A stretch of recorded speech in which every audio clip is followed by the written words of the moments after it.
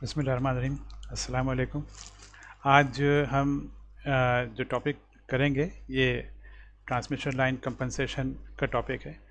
तो transmission line compensation क्या होती है, ये हमने पिछली बार भी कुछ किया था। शंट रिएक्टर याद होगा ना आपको कि किस तरह से फेरांटी इफेक्ट होता है। उस फेरांटी इफेक्ट को मिनिमाइज़ करने के लिए हम शंट रिएक्टर लगाते हैं। इसी तरह से आज हम करेंगे कैपेसिटर को हम किस तरह से लगाते हैं। तो कैपेसिटर जो है को दो तरह से लगाते हैं, शंट में भी लगाते हैं, सीरीज में भी लगाते हैं। तो दोनों चीज़ों को हम देख लेंगे आज। तो चलें चलते हैं इस पे लेक्चर आउटकम पे आज के। तो आज का जो लेक्चर है उसका पहला आउटकम है कि यू यानी कि the student can give the reason for shunt capacitor compensation of a transmission line. तो shunt capacitor compensation transmission line की क्यों की जाती है, ठीक है। अच्छा से हम न्यूमेरिकल भी करेंगे तो बिल्कुल क्लियर हो जाएगा, वरना रीज़न तो आपको खाली बस एक ही लाइन का है इसका। और वो रीज़न ये है कि बिल्कुल इसका अपोजिट रीज़न है। यानी कि हमने जो किया था शंट रिएक्टर में, उसमें क्या होता है कि जब रात का टाइम होता है तो वोल्टेज बिल्कुल बढ़ जाता है। वोल्टेज बढ़ जाता है तो फिर हम क्या करते हैं, शंट में रिएक्टर लगाते हैं वोल्टेज को कम करने के लिए। तो शंट कैपेसिटर जो होता है वो बिल्कुल उसका उल्टा है। वो होता ये है कि जब दिन के टाइम में जब लोड बहुत ज़्यादा बढ़ जाता है तो उस वक्त फिर क्या होता है, वोल्टेज गिर जाता है, रिसीविंग एंड का वोल्टेज गिर जाता है। तो उस वोल्टेज को उठाने के लिए, उस वोल्टेज को बूस्ट करने के लिए हम वहाँ पे शंट में कैपेसिटर लगाते हैं, ठीक है। तो ये है, समझ लें कि इन अ सिंगल लाइन अगर आपसे कोई कहे कि शंट कैपेसिटर क्यों लगाते हैं, तो शंट कैपेसिटर लगाते हैं कि जब डे टाइम में वोल्टेज रिसीविंग एंड का गिर जाए, क्योंकि लोड बहुत ज़्यादा होता है। जब लोड बहुत ज़्यादा होता है तो करंट बहुत ज़्यादा होता है। जब करंट बहुत ज़्यादा होता है तो फिर क्या होगा कि ट्रांसमिशन लाइन पे भी तो जो उसकी इम्पीडेंस है वहाँ पे उस पर वोल्टेज ड्रॉप होगा। तो जो रिसीविंग एंड पे जो वोल्टेज मिलेगा बहुत कम मिलेगा वो, ठीक है ना। तो फिर आप वहाँ पे शंट कैपेसिटर लगाते हैं उस वोल्टेज को बूस्ट अप करने के लिए। तो ये रीज़न है शंट कैपेसिटर कंपनसेशन की है, ठीक है ना। तो ये हमने तो ये ऑब्जेक्टिव समझ लिया, ऐसे ही कर लिया हमने without going to the lecture. और फिर दूसरा ऑब्जेक्टिव क्या है, दूसरा है the student can give the reason for series capacitor compensation of a transmission line, ठीक है। सीरीज कैपेसिटर कंपनसेशन क्या होती है। तो series capacitor compensation transmission line की थोड़ी सी इसमें बताना होगा कि इसमें क्या होता है कि ट्रांसमिशन लाइन जब होती है तो चलिए ट्रांसमिशन लाइन बना के दिखाता हूँ आपको। ये देखें, एक ट्रांसमिशन लाइन है। मैं मीडियम लाइन का ही मॉडल बना के दिखा देता हूँ आपको। तो ये यहाँ से ऐसे आए और फिर ये आपने लगा दिया कैपेसिटर इस तरह से, और फिर आगे आए और ये इस तरह से एक और कैपेसिटर लगा दिया, ठीक है। और ये फिर नीचे से आपने ये लाइन बना दी। तो ये जो Z है ये इसकी ट्रांसमिशन लाइन की क्या है, सीरीज़ इम्पीडेंस है ना, सीरीज़ में है ना। यानी जो ऐसा करंट आ रहा है उसको ये सीरीज़ में मिल रही है ना, तो ये सीरीज़ है ये। तो इसको कम करने के लिए, इस इम्पीडेंस को कम करने के लिए हम यहाँ पे क्या करते हैं कि ये जो ख़ास के इसका इंडक्टिव पार्ट है, इस इंडक्टिव पार्ट को कम करने के लिए सीरीज़ में हम कैपेसिटर लगा देते हैं, ठीक है। तो यहाँ पे एक कैपेसिटर लगा देते हैं, ये कैपेसिटर लगा दिया यहाँ पे, ठीक है। तो ये इंडक्टर और कैपेसिटर जो है आपस में एक दूसरे को नलीफाई करते हैं, जिसकी वजह से जो है ये सिर्फ इसकी जो ट्रांसमिशन लाइन की इम्पीडेंस है ये सिर्फ रेजिस्टिव रह जाती है। तो ओवरऑल इसकी इम्पीडेंस कम हो जाती है, ठीक है। तो ये तो ना नटशेल मैंने बता दिया आपको, इसको हम थोड़ा सा और डिटेल में पढ़ेंगे। तो इससे काफ़ी फ़ायदे होते हैं।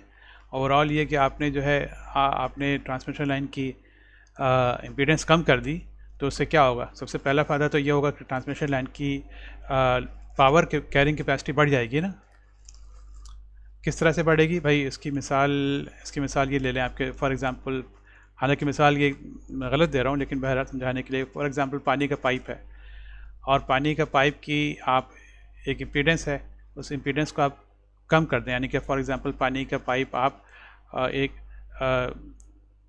ज़्यादा डायर का पाइप वहाँ पे आप लगा दें, तो जब वो ज़्यादा डायर का पाइप वहाँ पे आपने कर दिया तो उस पाइप की इम्पीडेंस कम हो गई ना, इम्पीडेंस कम हो गई तो अब पानी वहाँ से इजीली फ्लो करेगा, ज़्यादा पानी फ्लो कर सकता है वहाँ से। तो ये समझ लें इस तरह से कि आपने ट्रांसमिशन लाइन की इम्पीडेंस कम कर दी, तो एक तरह से ट्रांसमिशन लाइन की कैपेसिटी आपने बढ़ा दी। जैसे पानी के पाइप की मिसाल दी मैंने कि आपने पानी का पाइप को चौड़ा कर दिया, इम्पीडेंस कम कर दिया, आपने इम्पीडेंस कम कर दी तो ज़्यादा पावर आप वहाँ से भेज सकते हैं।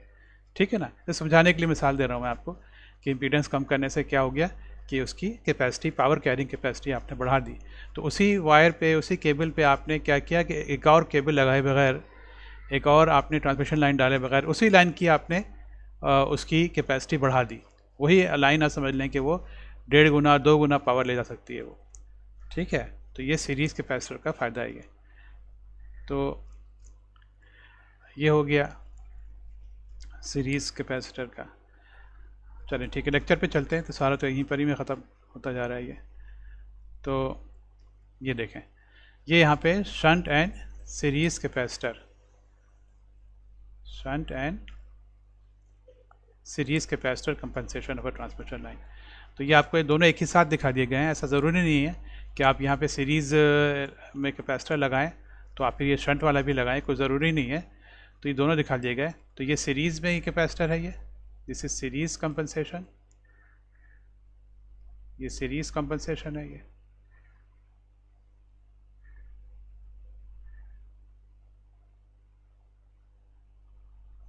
और ये शंट कंपनसेशन है, ये शंट में देख रहे हैं ना, शंट में लगा हुआ है ये शंट कंपनसेशन है ये। यहाँ देखें ये SH जो है ये शंट बता रहा है ये, और ये SER जो है ये बता रहा है ये कि ये सीरीज़ है ये। ठीक है, आगे बढ़ते हैं। तो शंट कैपेसिटर जो है ये हैवी लोडेड ट्रांसमिशन सिस्टम में यूज़ किए जाते हैं। बता चुका हूँ मैं आपको कि जब डे टाइम में जब बहुत ज़्यादा लोड हो तो वहाँ पे आप क्या करते हैं कि शंट कैपेसिटर यूज़ करते हैं ताकि वोल्टेज को क्या कर सकें, बूस्ट कर सकें वोल्टेज को। अगर वोल्टेज कम हो जाता है रिसीविंग एंड पे तो वोल्टेज बढ़ा सकें आपको। Series capacitor compensation reduce the transmission line reactance.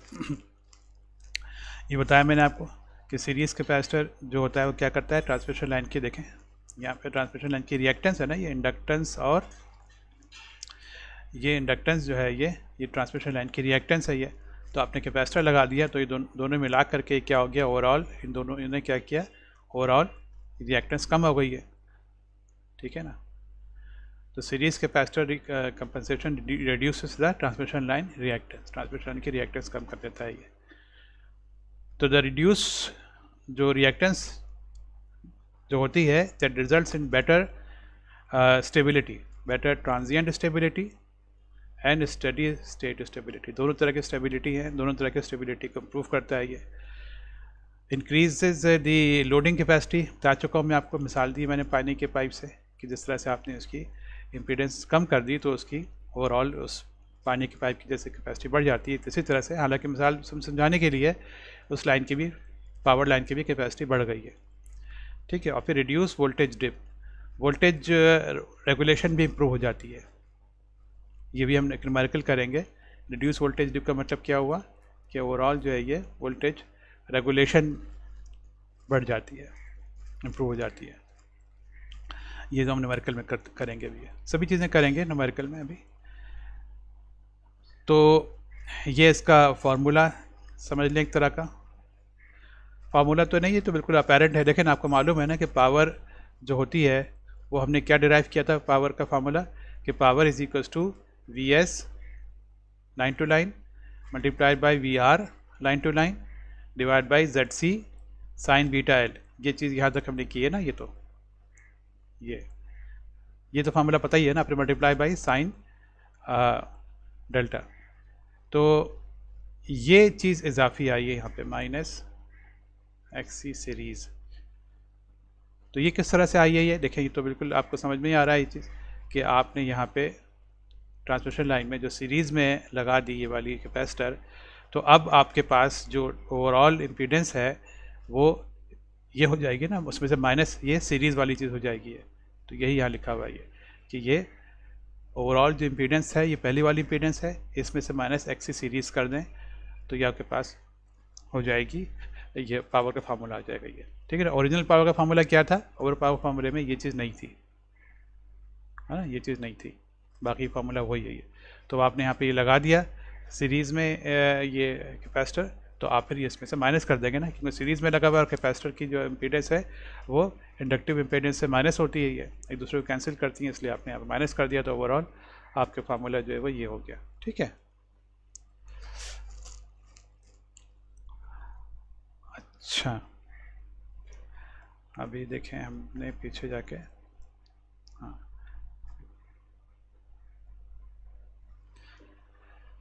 Percentage compensation क्या होती है? परसेंटेज कंपनसेशन ये होती है कि जो टोटल उसकी ओरिजिनल जो थी इम्पीडेंस ये डिनोमिनेटर में आएगी और न्यूमरेटर में आएगी जो सीरीज़ में आपने लगाई है। तो एक्सी सीरीज़ जो लगाई है आपने ये न्यूमरेटर में आएगी, ये इन 200। ठीक है। तो जितनी अगर आपने फॉर एग्जांपल जितनी ये थी इसकी ये जितनी इंडक्टेंस थी उतनी ही अगर लेट से ये आपके पास जो इसकी ये इंडक्टेंस की वैल्यू थी प्लस फॉर एग्जांपल 100 और आपने यहाँ पे लगा दिया माइनस कि उसकी 100, तो ये कितना हो जाएगा? ये पूरी आपने 100% कर दिया ये। तो 100% तो उसे समझाने के लिए कह रहा हूँ, ऐसा करते नहीं है। ठीक है।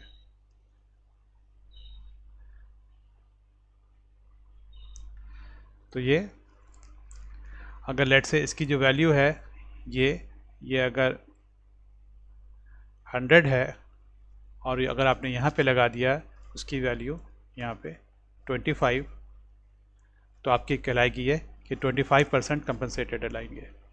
इसी तरह से अगर आपने 70% लगा दिया तो ये कहलाएगी 70% कंपनसेटेड। ठीक है। तो ये परसेंटेज कंपनसेशन है, ये कंपनसेशन है ये कितना कंपनसेट किया आपने इसको, ट्रांसमिशन लाइन को कितना कंपनसेट किया है। ठीक है। तो ये हो गया।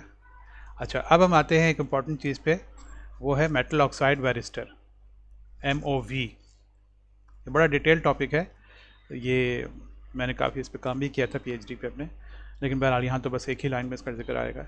तो ये क्या होता है बेसिकली? MOV जो है ये एक बाईपास डिवाइस होती है। सब बाईपास डिवाइस किस चीज़ को बाईपास करती है? ये होता है ये है कि आपने जो कैपेसिटर लगा दिए यहाँ पे, इधर देखें ये जो कैपेसिटर लगा, ये देखें ये जो इंडक्टेंस है, ये रजिस्टर है, ये तो ट्रांसमिशन लाइन में कोई ऐसी लगी भी तो नहीं है ना, ये तो डिस्ट्रीब्यूटेड होती है ना, अलग से तो कोई रजिस्टर नहीं लगी होती है ना। ये तो ट्रांसमिशन लाइन की जो अपनी जो वायर की जो रेजिस्टेंस है वो आप यहाँ शो करते हैं। इस तरह से इंडक्टेंस भी कोई ऐसी इंडक्टर तो नहीं लगा होता है ना, ये ओवरऑल जो वायर की इंडक्टेंस है वो आप यहाँ शो करते हैं। लेकिन ये जो कैपेसिटर है आपने जो लगाया, ये तो एक पूरा एक रियल एक कैपेसिटर लगाया है ना, एक रियल कैपेसिटर आप वहाँ पे आपने लगाया है। तो ये कैपेसिटर जब इस यहाँ पे लेट से कोई फॉल्ट आ गई, इधर यहाँ कोई फॉल्ट आ गई ऐसे, ठीक है, तो फॉल्ट आ गई तो हैवी करंट फ्लो करेगा यहाँ से। ये हैवी करंट जब इस कैपेसिटर से गुजरेगा तो कैपेसिटर को डैमेज कर सकता है। ये बहुत ज़्यादा अगर करंट फ्लो हो रहा है, ये कैपेसिटर की तो लिमिट है ना, तो वो कैपेसिटर को डैमेज कर सकता है ये। तो यहाँ पे हम क्या करते हैं कि यहाँ पे अगर मैं इसको थोड़ा सा जूम कर लूँ समझने के इसी चीज़ को, ये कैपेसिटर लगा दिया तो यहाँ पे एक ये कैपेसिटर है, समझे, जा रहा है इस चीज़ को, ये जो गोल बनाया है इसको मैंने जूम कर दिया, समझे, यूँ करके ये जूम हो गया। तो यहाँ पे हम एक लगाते हैं बाईपास, ये MOV कहते हैं इसको। तो ये MOV क्या करता है कि इस कैपेसिटर का एनर्जी लेवल जो है ये मेजर करता रहता है। तो जैसे ही इसकी ख़ास एनर्जी इस देखता है कि इसमें से गुजर रही है, यानी कि कैपेसिटर के जल जाने का डर है, ये मेल्ट हो जाने का डर है, तो ये फिर क्या होता है, ये ऑन हो जाता है समझ लें, और फिर सारा करंट फिर इसके थ्रू से फ्लो होना शुरू हो जाता है, यूँ इधर ऐसे कैपेसिटर को बाईपास कर देता है। इस कैपेसिटर की प्रोटेक्शन के लिए लगी होती है डिवाइस ये। ठीक है। तो ये मेटल ऑक्साइड वायरिस्टर है ये। अच्छा, इसके अलावा फिर एक और भी होता है, सिलिकॉन कार्बाइड अरेस्टर भी होता है ये एक और, इसी पर्पज़ के लिए होता है ये। लेकिन MOV ज़्यादा प्रीफर किया जाता है कि MOV जो है ये can absorb more energy, it can absorb more energy than a silicon carbide arrester of the same size. ठीक है, तो हमने ये चीज़ भी कर ली, तीसरा ऑब्जेक्टिव भी कर लिया आज के लेक्चर का कि you can give the purpose of metal oxide varistor. तो मेटल ऑक्साइड वेरिस्टर क्या होता है? ये metal oxide varistor is a bypass device जो कि आप लगाते हैं, जो सीरीज़ में कैपेसिटर लगाते हैं सीरीज़ कंपनसेशन के, उसके बाईपास पे लगाते हैं ताकि अगर कोई शॉर्ट सर्किट आए तो वो कैपेसिटर डैमेज ना हो सके। ठीक है, अब हम आते हैं चौथे पे। ये भी छोटा सा टॉपिक है, असल जो न्यूमेरिकल थोड़ा सा, ये जो पांचवा वाला जो हमारा आउटकम है ना, ये थोड़ा सा मुश्किल है। चौथा वाला, ये वाला भी जो सब सिंक्रोनस रेजोनेंस, ये बड़ा इंटरेस्टिंग टॉपिक है। सब सिंक्रोनस रेजोनेंस ये क्या होती है? सब सिंक्रोनस रेजोनेंस जो है ये मैं बताता हूँ मैं आपको। ये क्या होता है कि जब आपने कैपेसिटर लगाया ना, ये कैपेसिटर लगाया ना, तो आपने देखे पढ़ा होगा सीटी में कि रेजोनेंट सर्किट होता है, ये सीरीज रेजोनेंस है ना, रेजोनेंस पढ़ा होगा ना आपने, resonance, series resonance, parallel resonance. तो रेजोनेंस क्या होता है कि ये जब कैपेसिटर जो होता है ये और जो दूसरी डिवाइस है, इनके आपस में एक तरह की रेजोनेंस हो जाती है, और उस रेजोनेंस की वजह से जो है कुछ टिपिकल सिनेरियो क्रिएट होते हैं वो। तो अब ये रेजोनेंस जो है ना, ये क्या होती है कि ये यहाँ पे इस जगह भी हो सकती है सर्किट में। यहाँ पे क्या है, देखें यहाँ पे जो है ये कैपेसिटर लगाया आपने, ये कैपेसिटर। अच्छा, अब ये यहाँ पे फॉर एग्जांपल जनरेटर है, ये इस जगह पे ये जनरेटर है, ये है ना। यहाँ पे आपने एक टरबाइन है, ठीक है, टरबाइन है, ठीक है, टरबाइन चला रही है एक जनरेटर को, सही है, और फिर जनरेटर से ही बिजली पैदा हो रही है, यूँ आ रही है इस पर, है ना, इस तरह से। तो क्या होता है कि ये दोनों आपस में, ये कैपेसिटर और ये टरबाइन, ये रेजोनेट कर जाते हैं। ये ऐसा होता नहीं है, ये अगर आपको शौक़ है तो मैं आपको बताता हूँ, मैं इसको आप ये सर्च कीजिएगा, ये एक ही दफ़ा हुआ है दुनिया में, 1970s में हुआ था। ये नवाजो जनरेटिंग स्टेशन है, ये यहाँ पे लिख देता हूँ मैं आपको,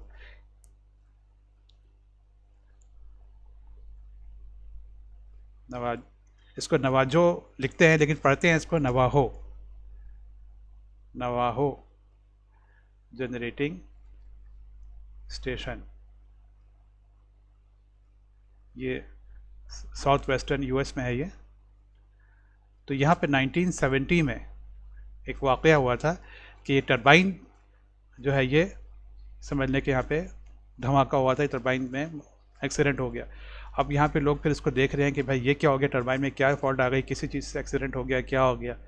तो फिर उन्होंने देखा कि यहाँ पे इन्होंने कैपेसिटर लगाया था सीरीज़ कंपनसेशन के लिए, और उसकी वजह से तो फिर नहीं हुआ। उन्होंने सोचा, ये फिर काफ़ी रिसर्च की गई, तो रिसर्च से मालूम हुआ कि ये इसी से रिलेटेड है, इस कैपेसिटर से इस टरबाइन में रेजोनेंस पैदा हो गई थी। रेजोनेंस बताया ना मैंने आपको, ये इससे रेजोनेंस हो गई थी, जिसकी वजह से जो है ये, और ये कहते क्या, इसको हम कहते हैं सब synchronous resonance, SSR।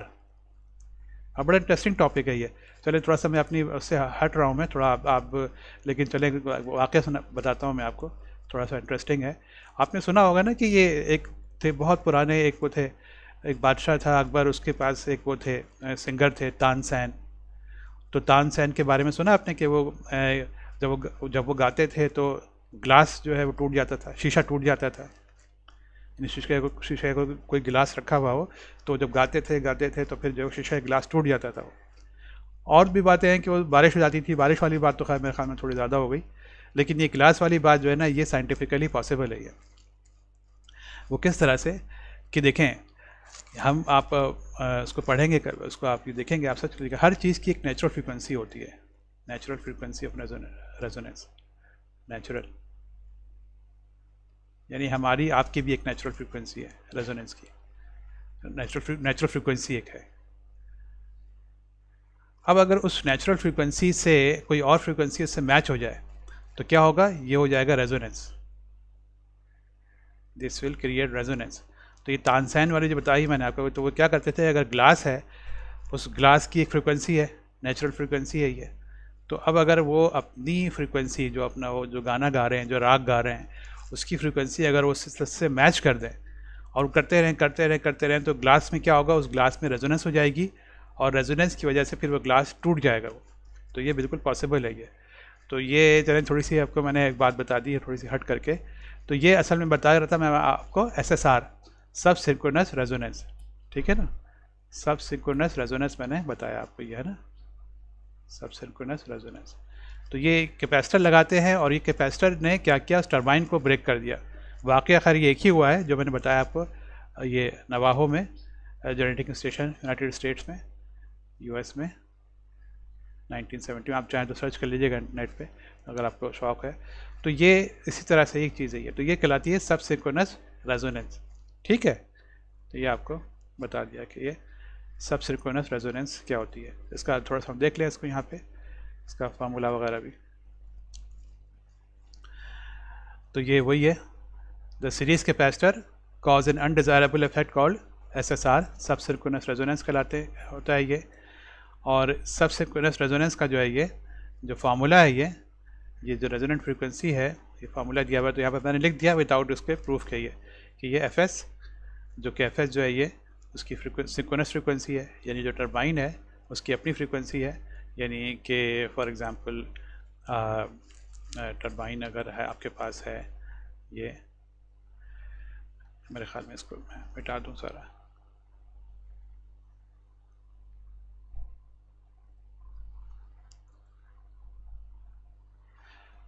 Turbine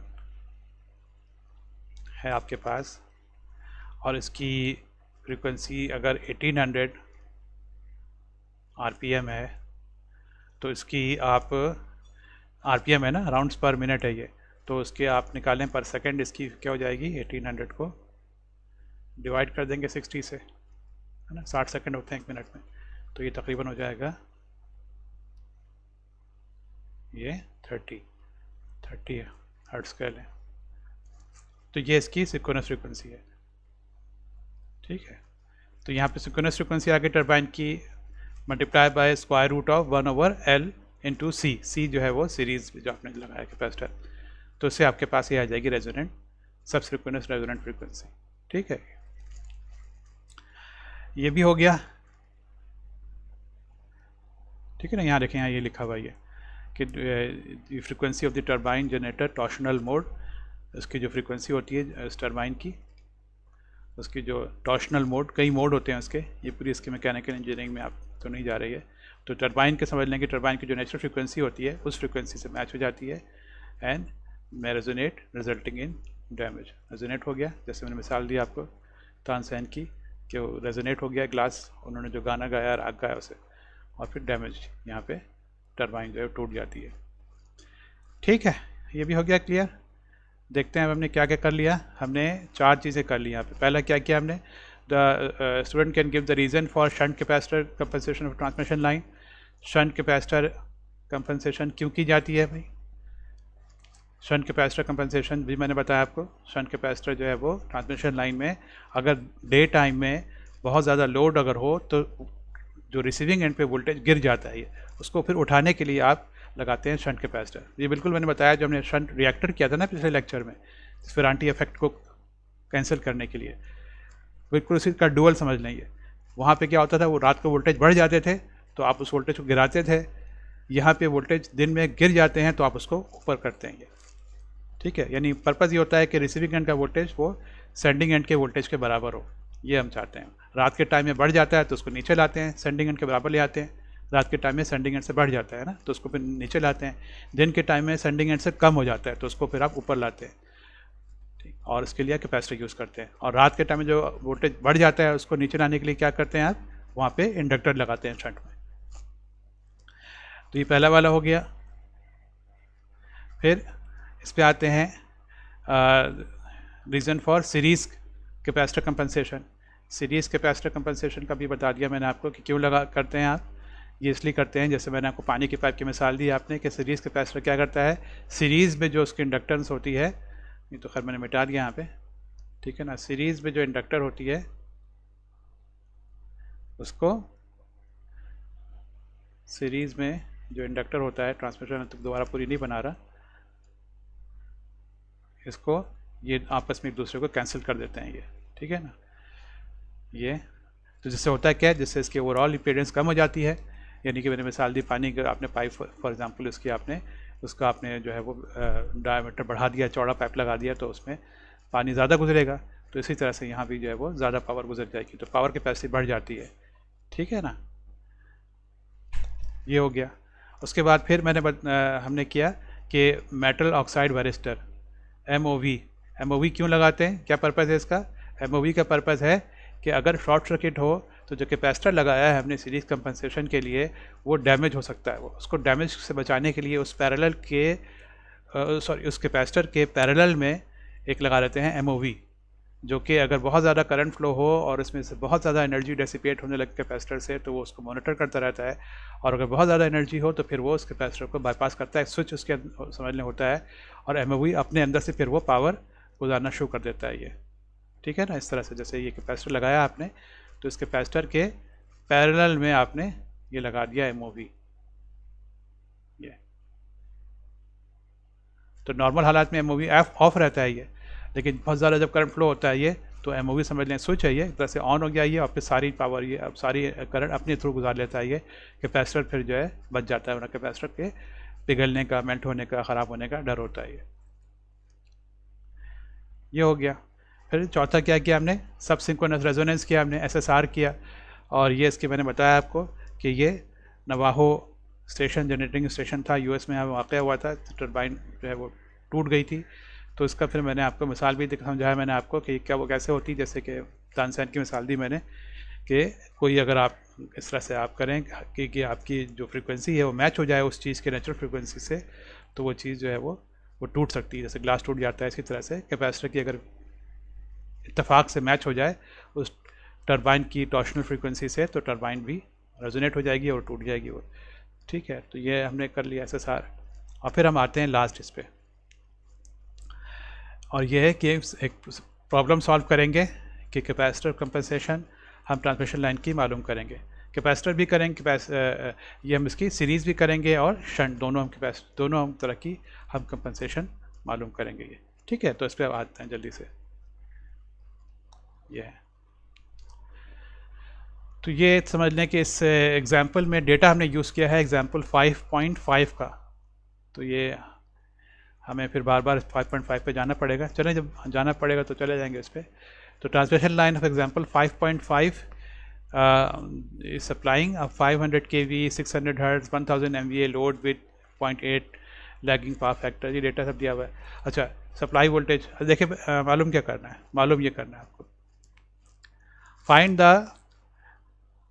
megawatts of the shunt capacitor needed to keep the receiving end voltage at 500 kV।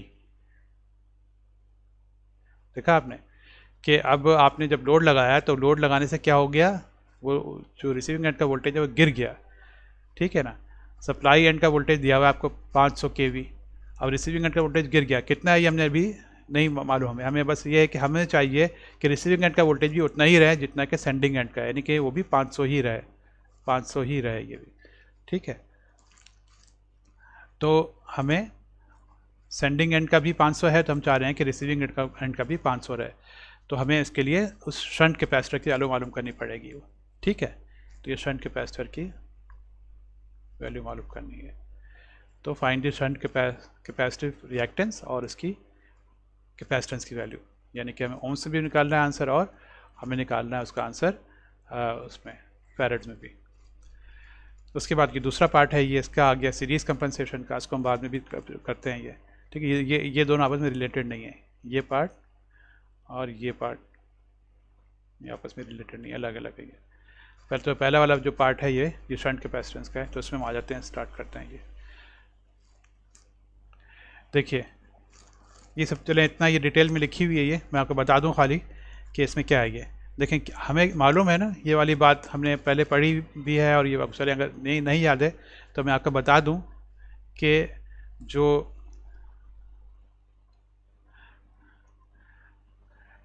Power transmission जो होती है, रियल पावर जो होता है वो फंक्शन होता है किसका, real power, P is a function of, P is a function, जो रियल पावर ट्रांसफ़र जो होती है ये फंक्शन होती है किसका, थीटा का, यानी कि थीटा क्या है, phase difference, phase difference between sending side and receiving side, ठीक है। और Q जो होता है, Q जो होता है यानी कि रिएक्टिव पावर, ये फंक्शन होता है, किसका फंक्शन होता है, ये is a function of voltage magnitude, of voltage magnitude यानी कि फंक्शन ऑफ V, या कह लें कि वोल्टेज डिफरेंस, वोल्टेज डिफरेंस,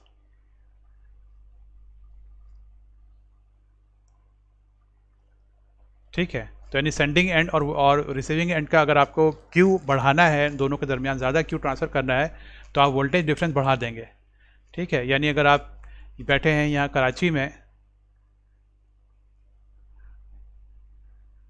और यहाँ हैदराबाद है,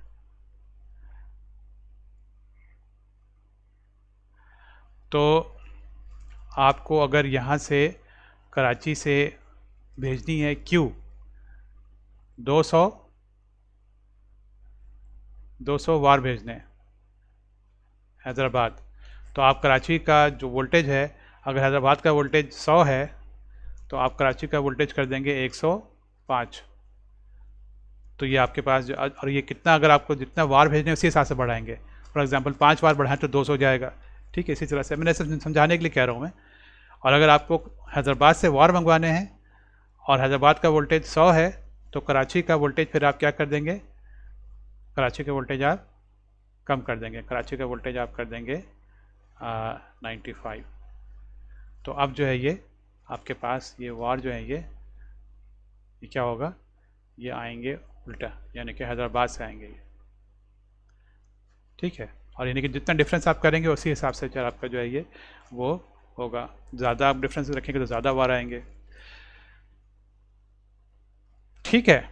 अच्छा, तो अब अगर लेट से मैं दोनों तरफ के वोल्टेज सेम कर दूं, यानी दोनों तरफ के वोल्टेज मैं क्या कर दूं, 100 कर दूं,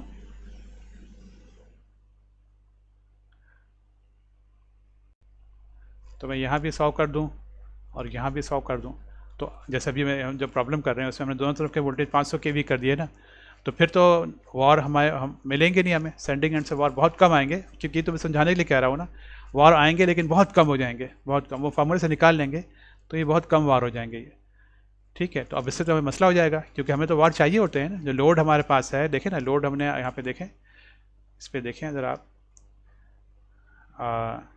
लोड जो आपके पास ये 0.8 लैगिंग पावर फैक्टर का लोड है ये,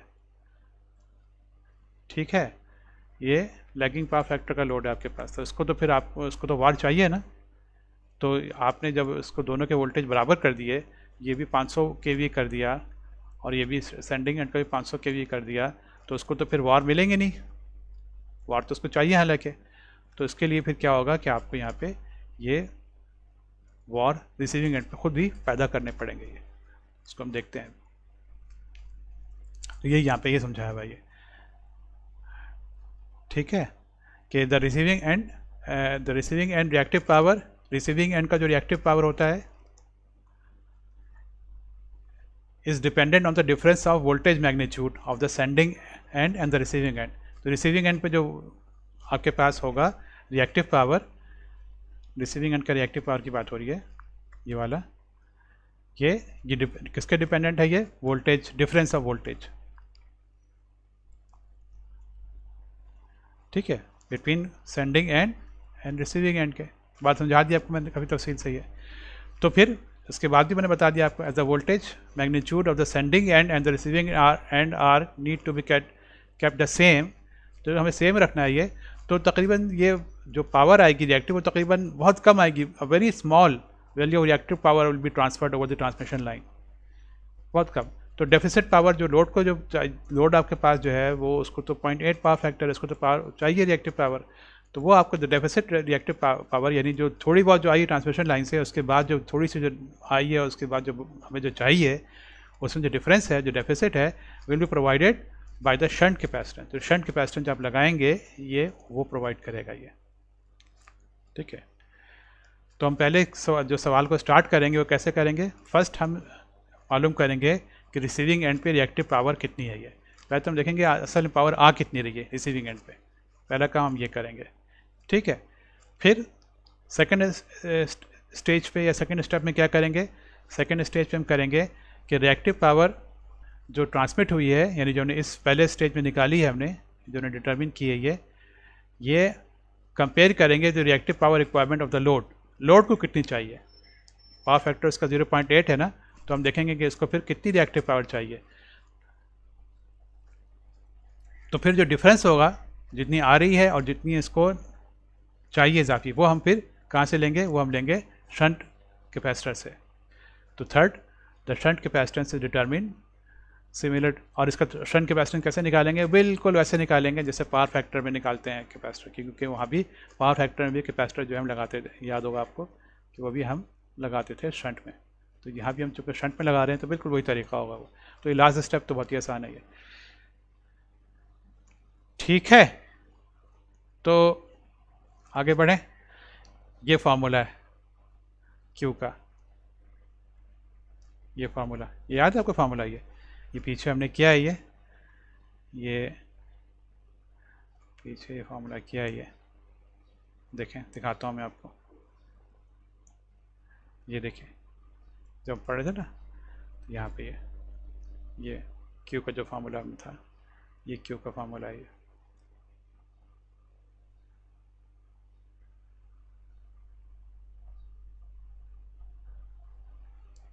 ठीक है, ये क्यू है, क्यू रिसीविंग 3 फेज, ये लाइन टू लाइन वोल्टेज है। तो है ना, क्या है ये, इसमें न्यूमरेटर में क्या है, न्यूमरेटर में Vs सेंडिंग एंड का voltage line to line, receiving end का voltage line to line divide by ZC sign beta L cos of delta minus receiving end का वोल्टेज का square divide by ZC sign beta L into cos of beta L. ये formula ये। ठीक है, तो अब हम चलते हैं दोबारा अपने न्यूमेरिकल पे।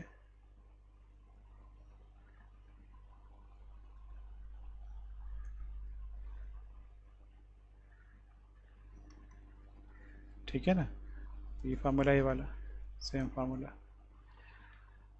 तो यहाँ पे इस फार्मूले में ये जो वैल्यू है डिनोमिनेटर में ZC साइन बीटा एल और इधर भी ZC साइन बीटा एल, ये हमें, चूँकि ये एग्जाम्पल 5.5 से आ रहा है ना, ये देखें ना, ये 5.5 का है ये ना, तो 5.5 में हमें मिलेगी ये वैल्यू इनकी, इसकी वैल्यू, इसकी वैल्यू ZC की और बीटा की और L की। L क्या है, लाइन है, लाइन की लेंथ है ये। तो हम चलते हैं पीछे इस पे,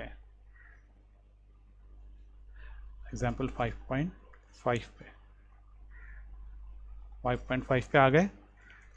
तो इसमें हमें, हाँ ये आ गया, तो बीटा की वैल्यू है 1.259 × 10⁻³ रेडियंस पर किलोमीटर। ठीक है, याद रखिएगा 1.259 × 10⁻³ रेडियंस पर किलोमीटर।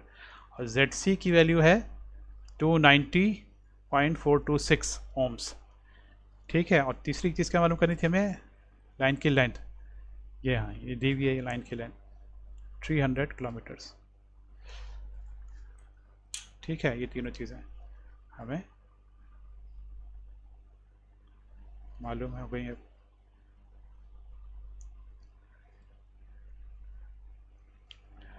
तो ये यहाँ पे आ गया, ZC की वैल्यू आ गई 290.43 साइन ऑफ बीटा, बीटा की वैल्यू ये है 1.259 × 10⁻³ और फिर ये L है, ये L जो है वो 300 हो गया।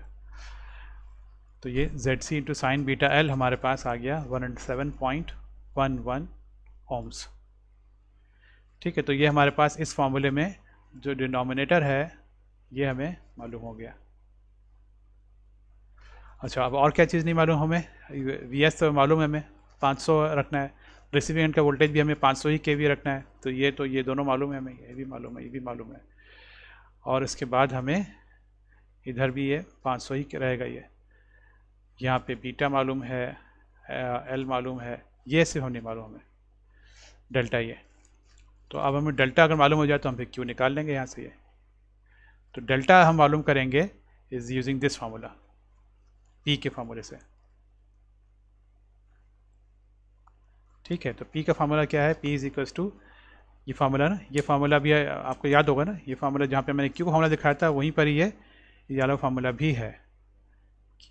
ठीक है, तो पीछे था ना फार्मूला ये वाला, दिखाऊं क्या आपको? चलें देख लेते हैं फिर जा करके, काफ़ी पीछे है।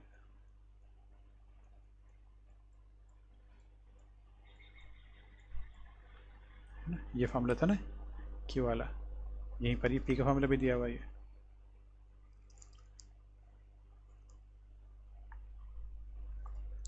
ठीक है, पी रिसीविंग एंड का 3 फेज, तो ये है वी एस सेंडिंग एंड का voltage multiply by receiving end का voltage divide by Z C sine beta L into sine of delta. ये समझ लें कि ये वाला फार्मूला जो है इसका क्यू का वही फार्मूला है, पहली टर्म इसकी वही है, वहाँ पर कॉस है, यहाँ साइन है, और दूसरी टर्म जो इसमें है वो नहीं है इसमें पी वाले में। ठीक है, तो चलें उस पर।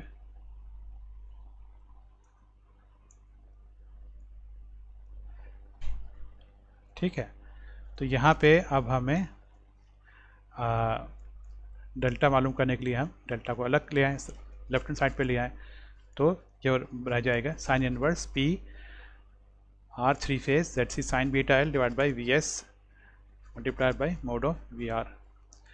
तो अब यहाँ पे हमें तकरीबन सब चीज़ मालूम है, पी आर की वैल्यू निकाल सकते हैं, पी हमें एस दिया हुआ है ना, हमें ये दिया हुआ है लोड जो है ये लोड जो है वो 1000 MVA का है विथ 0.8 लैगिंग पावर फैक्टर, तो इससे हम निकाल सकते हैं 1000 और लैगिंग पावर फैक्टर 0.8, तो ये हमारे पास आ गया। इसको हम कन्वर्ट कर लें रेक्टेंगुलर फॉर्म में, तो ये हो गया 800 प्लस जे 600 MVA। तो इसका मतलब ये हुआ कि हमारे पास P जो है वो कितना हो गया, ये 800 हो गया। ठीक है, तो ये और ये 3 फेज है ना, तो अब इसमें हमें इस फार्मूले में पी सब चीज़ मालूम है वही हमें। ठीक है ना, तो अब हम ये इसमें से डेल्टा निकाल सकते हैं ये, तो पी हम डालेंगे 800। ठीक है ना, 800 ही था ना, ये देखें 800 था ये, तो ये यहाँ पे ये हो गया 800 इंटू 107.11, ये है ना आपके Z C sine beta L, Z C sine beta L जो है वो 107.11 है ये, तो 107.11 हो गया, ये हो गया डिवाइडेड बाई क्या था, वी एस और वी आर, तो वी एस भी 500 है, वी आर भी 500 है ये, तो ये हमारे पास साइन इन्वर्स ले लें इन चीज़ों का, तो ये आ गया 20.044 डिग्रीज। ठीक है, आप कहेंगे यहाँ पे किलो वोल्ट क्यों नहीं लिखा, तो यहाँ पे हमने यहाँ पे मेगा भी नहीं लिखा ना, तो इसलिए यहाँ पे अगर मेगा लिखते तो यहाँ पे किलो लगा देते, तो इस तरह से, इसलिए ज़रूरत नहीं यहाँ पे। ठीक है, आप लोग इम्तिहान में थोड़ा याद रखिएगा, और ऐसा गलती का चांस है, या तो आपको बिल्कुल पता हो कि क्या है क्या नहीं है, आपको किलो लिखना है नहीं लिखना है। अच्छा जी, आगे बढ़ते हैं। तो ये डेल्टा की जो वैल्यू आई है 20.044, ये हमें चाहिए थी ना इस वाले फार्मूले में, ये इस फार्मूले सब चीज़ें मालूम थी हमें सिवाय डेल्टा के, तो इसमें डेल्टा डाल दें आप यहाँ पे, तो जब डेल्टा डाल देंगे इसमें इस जगह पे, बाकी सब चीज़ें मालूम है आपको, 20.044 डाल दिया तो आपके पास क्यू आ गया ये, और देखिए कितना छोटा सा ये आया ये, यानी कि तकरीबन ना होने के बराबर। ये क्यू जो है ट्रांसफ़र हुआ है हमारे पास सेंडिंग एंड से टुवर्ड्स द रिसीविंग एंड, तकरीबन 23.15 मेगावाट्स, और जबकि हमें रिक्वायरमेंट कितनी थी, रिक्वायरमेंट हमें जो है वो क्यू की वो ये दी हुई है 600 है, ये 600 मेगावाट है ये, 600 मेगावाट, और हमें मिल कितना रहा है, मिल हमें रहा है 23.15। मेगावाट। क्यों मिल रहा है इतना कम? वो इसलिए कि हमने जो शर्त रखी थी कि रिसीविंग एंड का जो वोल्टेज है वो बराबर होना चाहिए सेंडिंग एंड के वोल्टेज के, और हमने अभी अभी कहा था, आपको बताया था कि ये दर हकीकत जो रिसीविंग एंड और सेंडिंग एंड का जो वोल्टेज डिफरेंस होता है वो असल में रिएक्टिव पावर के लिए होता है, यानी अगर आप ज़्यादा डिफरेंस रखेंगे तो रिएक्टिव पावर आएगा।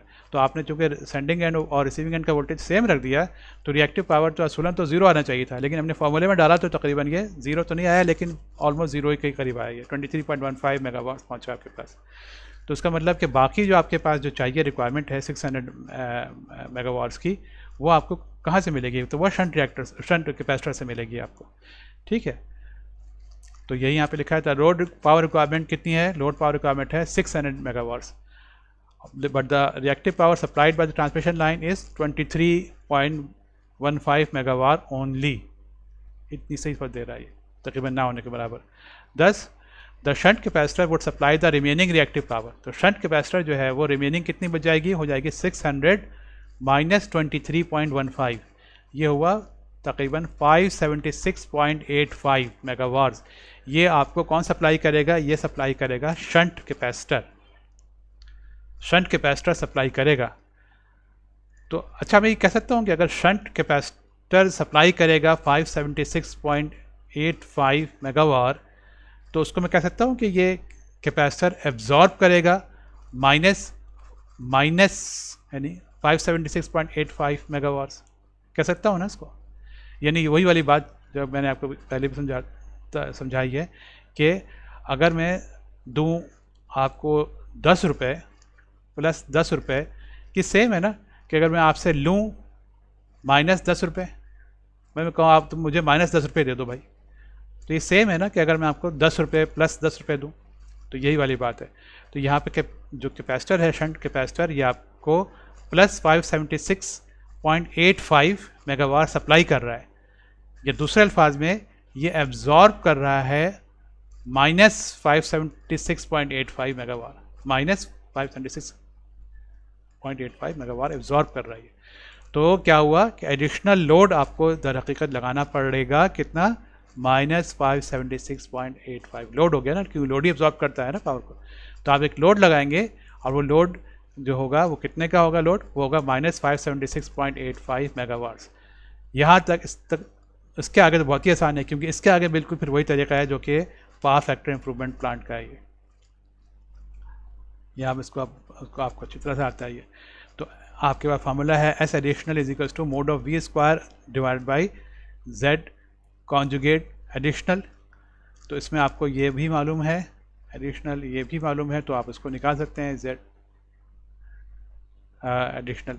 तो जेड एडिशनल हो जाएगा mod of V square divide by S additional. ठीक है ना, रीअरेंज कर दिया खाली आपने इसको इस तरह से। तो ये आपके पास ये आ गया मोड ऑफ वी स्क्वायर, आगे जगह लिखा आपने 500 का स्क्वायर, और एस एडिशनल कितना था अभी हमने किया पिछले स्लाइड पे ही, ये माइनस 576.85। तो आपने यहाँ पे लिख दिया माइनस 576.85, ये आपने लिख दिया ये। ठीक है, यहाँ पे आपने माइनस जे लिखा है ना, जे आपका इसलिए आएगा कि ये जो आप लगा रहे हैं ये क्या है? ये रिएक्टिव पावर है ना। एस जो है एस बराबर होता है P प्लस जे क्यू के, है ना। तो आपके पास ये Q जो होता है इसके साथ J आता है ये, ठीक है ना। तो ये आपके पास ये J आ गया ये, इसलिए कि Q है ये। तो ये हो गया। अच्छा, इसके बाद अब आप यहाँ पे जो कि कॉन्जुगेट है, तो कॉन्जुगेट आप हटाने के लिए आप उस साइड का भी कॉन्जुगेट ले लें। तो यहाँ पे मोड ऑफ वी स्क्वायर है तो उसका तो कॉन्जुगेट कुछ भी नहीं होगा। यहाँ पे आपने कॉन्जुगेट लिया तो ये माइनस जो है ये प्लस हो गया। तो यहाँ पे z एडिशनल से कॉन्जुगेट हट गया और यहाँ पे ये माइनस से ये प्लस हो गया, ठीक है। उसके बाद फिर आपने इसको सॉल्व किया कैलकुलेटर से, ताकि आंसर आ गया 0 - j 433.38 ओम्स। ये z की वैल्यू आ गई है। तो आपने देखा रियल पार्ट इसका 0 है, यानी r 0 है ये, और ये x आपके पास ये यानी कि ये आपके पास ये आ गया। तो hence z additional is equal to r 0 है ये, तो है ना, क्योंकि z बराबर होता है किसके, z is equal to r plus jx होता है ना। तो यहाँ पे आपके पास ये जो है ये माइनस JXC, क्योंकि यहाँ पे आपके पास जब कैपेसिटर होता है ये, तो z जो है उसमें होता है r माइनस जे एक्स कैपेसिटिव में। तो आपके पास जो है ये माइनस जे एक्स सी जो है, यानी ये वाली चीज़ माइनस जे एक्स सी, ये कितना आया, ये आया है माइनस जे 433 के। ठीक है, तो आप इसमें से निकालना है एक्स सी कितना हो गया, एक्स सी हो गया सिर्फ 433 ohms. This is X C is equal to 433.38 ohms. X C आ गया आपके पास, but X C is equal to 1 over omega C. ठीक है, तो आप इसमें से सी निकालना है, hence C is equal to 1 over omega X C, और ये ओमेगा की वैल्यू निकालेंगे आप 2 पाई एफ अगर आप 60 लेंगे तो ये 60 डाल दें यहाँ पे, तो ये 2 पाई 60 और फिर एक्सी की जगह वैल्यू आ गई, आपने ये डाल दी 433.38। ये आपके पास कैपेसिटर आ गए, कैपेसिटेंस आ गई 6.1 माइक्रो फैरेड। ठीक है, ये आपने 60 के लिए निकाला, 50 आप डालते तो ये कुछ और आंसर आता है ये कैपेसिटेंस का, और ये आपके पास ये एक्स की वैल्यू जो है 433.38 आ गई है। ये आपने कर लिया, ये यहाँ पे इसमें आपने शंट कैपेसिटिव रिएक्टेंस निकाल ली, ये 433 आई है, और शंट कैपेसिटेंस निकाल ली, ये 6.1 माइक्रोफैरेड आई है। ये 6.1 ही है ना, हाँ 6.1 माइक्रोफैरेड। ठीक है, तो ये हो गया। अब यहाँ पे आ जाएं ये सीरीज कंपनसेशन में। ट्रांसमिशन लाइन जो है वो 40% सीरीज कंपनसेटेड है, ये आपको दिया हुआ है। ठीक है, थोड़ा सा रह गया, इसको करके ख़त्म करते हैं ये। और तो आप ये बताइए कि ये कि आपका सेंडिंग एंड वोल्टेज और वोल्टेज रेगुलेशन मालूम करें आप इस ट्रांसमिशन लाइन की, और उसको कंपेयर करें रिजल्ट से एग्जाम्पल 5.5 से ये। ठीक है, तो 40% दिया हुआ है सीरीज कंपनसेशन, आपको थोड़ा सा समझने का है ये। देखें, अब आपके पास ट्रांसमिशन लाइन जो डी हुई है उसका अब आप निकालेंगे नए निकालेंगे ABCD पैरामीटर्स, क्योंकि ABCD पैरामीटर्स चेंज हो गए ना। आपने ट्रांसमिशन लाइन जो थी उसमें ट्रांसमिशन लाइन जो थी उसमें जो नॉर्मल जो अगर बनाते हैं उसका ट्रांसमिशन लाइन का मॉडल इस तरह से,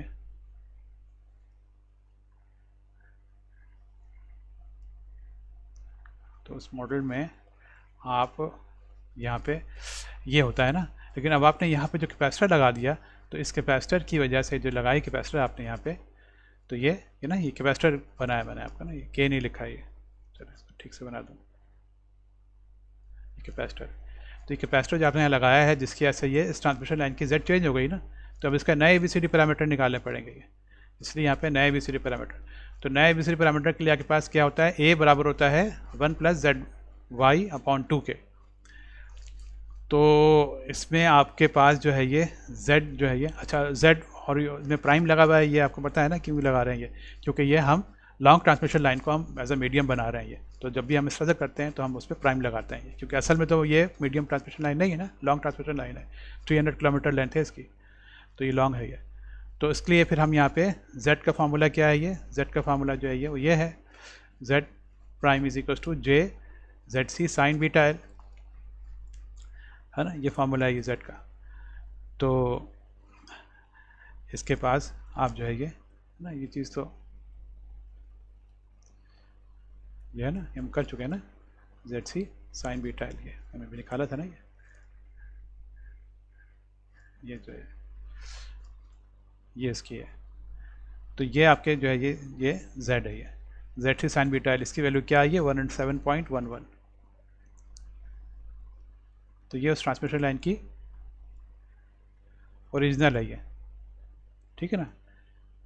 ये उसमें से -0.4 का मतलब क्या है, 40% आपने कंपनसेशन किए ना, 40%, तो इसलिए आपने 1 में से 0.4 कर दिया, तो यानी कि ये 60% ऑफ दिस जो आपके पास ओरिजिनल था ये J 107.11, ये जो है ये जो निकाला है आपने, है ना,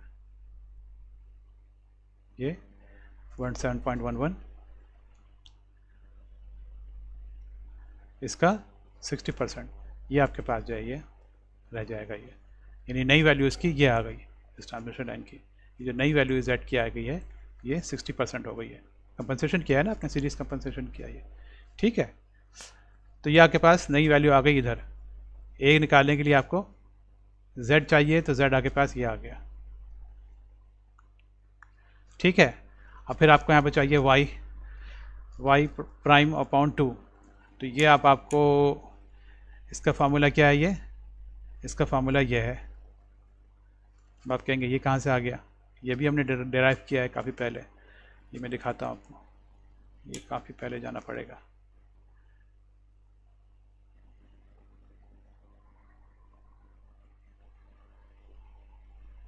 ये आ गया ना,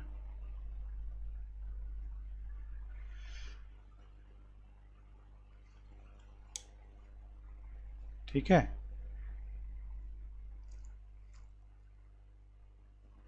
ये फार्मूला है 1/ZC tench gamma L upon 2, ये फार्मूला है। आप कहेंगे यहाँ गामा है तो वहाँ तो बीटा चल रहा है, ये तो ये हमें पता है ना कि गामा बराबर होता है अल्फ़ा प्लस बीटा के, और अल्फ़ा जो है लॉसलेस लाइन के लिए 0 होता है। ये अल्फ़ा इज इक्वल टू 0 और लॉसलेस लाइन, तो खाली बीटा रह जाता है। इसलिए यहाँ पे जो आपको गामा है नज़र आ रहा है फार्मूले में, वहाँ पे आपको वो बीटा नज़र आएगा वो, ठीक है ना।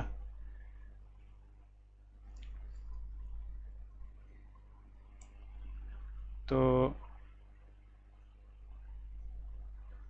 ये हो गया, यहाँ पे आपको यहाँ पे गामा की जगह पे आपके यहाँ पे बीटा नज़र आ रहा है आपको, ठीक है। तो ये टेंच जे बीटा एल अपॉन 2। अब यहाँ पे टैन हाइपरबोलिक है ये, तो ये इसको हम फिर कर देंगे टैन हाइपरबोलिक से, ये इसको इस तरह से ये ट्रिग्नोमेट्रिक टैन में ले आएंगे ये। अब आप ये कहेंगे ये कहाँ से आ गया, ये भी हमने किया है, ये भी देखें, पीछे देखते हैं इसको।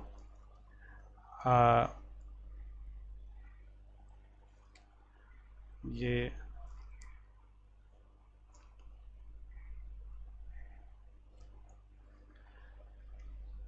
हाँ, पीछे देखें हमने किया था ना ये, कि यहाँ पे कि कॉस जो कॉश है, कॉश पैराबोलिक जो है ये हाइपर जो ये है, इसको आप जो है ये लिख सकते हैं इस तरह से, ये cos of beta x trigonometric में। इसी तरह से sine hyperbolic J beta x is equal to j sine beta x, ठीक है। ये फार्मूला, तो इससे आप निकाल सकते हैं ना, आप जो है ये टेंच का फॉर्म निकाल सकते हैं, ये टेन हाइपरबोलिक, टेन का फार्मूला यहाँ पर नहीं लिखा है ना, इसलिए हम खुद निकाल लेते हैं, कोई मसला नहीं है। इज इक्वल्स टू ये क्या हो जाएगा, sine hyperbolic divide by cos hyperbolic, और ये क्या हो जाएगा, साइन में जो है वो साइन हाइपरबोलिक जो है वो बराबर है जे साइन बीटा एक्स, और कॉस हाइपरबोलिक बराबर है कॉस के, कॉस बीटा एक्स। तो खाली ये जे जो है ये आया है, ये तो ये क्या हो गया, ये हो गया is equals to J into tan beta x, ठीक है। तो tan hyperbolic J beta x is equals to J into tan beta x, ठीक है। क्लियर हो गया ये यहाँ से फार्मूला आ गया ये।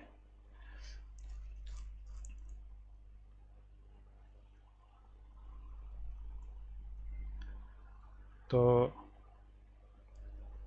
यहाँ पे हमने इस जगह पे ये जे जो हमने यहाँ पे इधर लगा, यहाँ पे आ गया ये, और ये 1/ZC टैन, और ये यहाँ से जे हट गया टैन बीटा एल अपॉन 2, और ये टैन हाइपरबोलिक हो जाए टैन ट्रिग्नोमेट्रिक हो गया ये, ठीक है। तो जे 1/ZC, ZC की वैल्यू पता है आपको टैन, और ये बीटा की वैल्यू पता है आपको, एल की वैल्यू मालूम है आपको अपॉन 2, तो ये आपके पास वाई प्राइम अपॉन 2 आ गया,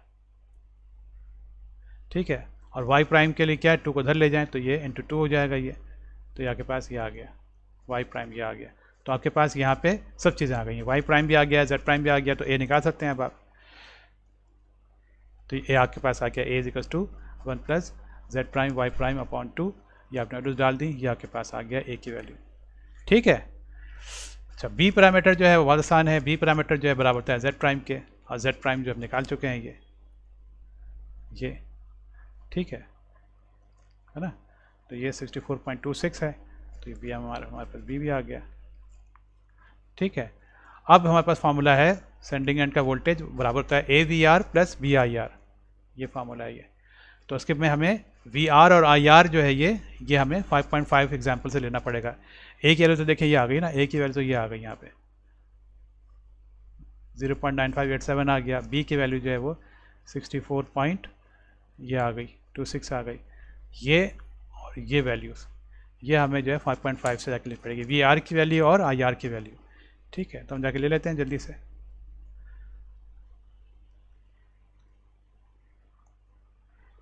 ये है ना, देख लें 5.5 ही है ना। हाँ, इसमें वी आर की वैल्यू है ये 288.675 और आई आर की वैल्यू है ये 1154.7 एंगल -36.87। ठीक है, तो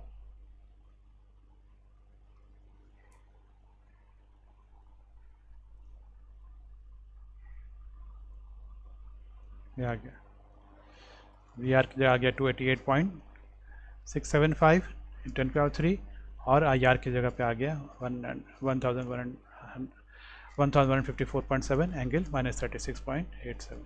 ठीक है, ये आ गया। इसको हमने कर लें मल्टीप्लाई, तो हमारे पास वी एस आ गया।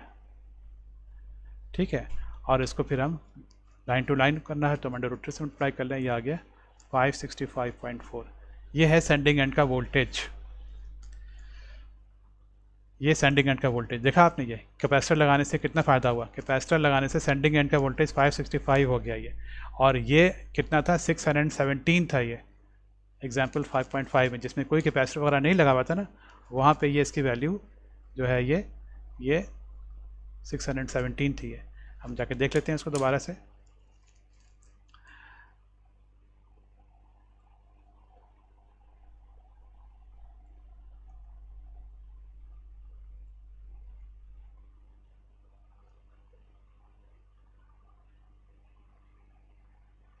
ये देखें, ये वी एस की वैल्यू आई है 617.53।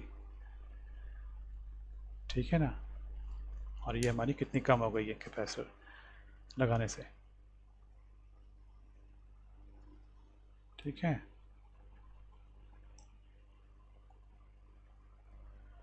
ये हो गई 565.4 फ्रॉम 617। तो ये वोल्टेज रेगुलेशन होती है, जो मैंने बताया था ना आपको, वोल्टेज रेगुलेशन होती है कि किस तरह से वोल्टेज जो है वो हमारा जो है ये यानी डिफरेंस जो है सेंडिंग एंड और रिसीविंग एंड में कम हो जाता है ये। तो ये वोल्टेज रेगुलेशन जो है ये हो गई। और फिर फाइनल जो है ये वोल्टेज रेगुलेशन मालूम करना है। Voltage regulation is equals to V S upon A minus V R divide by V R into 100। या वैल्यू डाल दें, वी एस की वैल्यू जो है आपके पास क्या आई है, वी एस की वैल्यू ये आई है ना। अब √3 से अप्लाई किया तो ये 565 आई थी, उससे पहले जो 326 आई थी 0.4, तो ये आ गई 326.4 डिवाइड बाई ए, ये ए की वैल्यू आपने ये निकाली थी, ये है 0.9587, ये आ गया 0.9587। ठीक है ना, माइनस वी आर, और वी आर की वैल्यू क्या थी आपके पास, ये वी आर की वैल्यू थी आपके पास जब निकल आए थे वहाँ से 5.5 से 288.675। ये 288.675 10^3 divide by V R into 100, ये आ गई 18%। 18% वोल्टेज रेगुलेशन हो गई, यानी वोल्टेज जो है वो सेंडिंग एंड रिसीविंग एंड में जो वोल्टेज रेगुलेशन जो हो रही है वो 18% है। ये जो है 32% थी एग्जाम्पल 5.5 में। देख लें जाके इसको दोबारा से।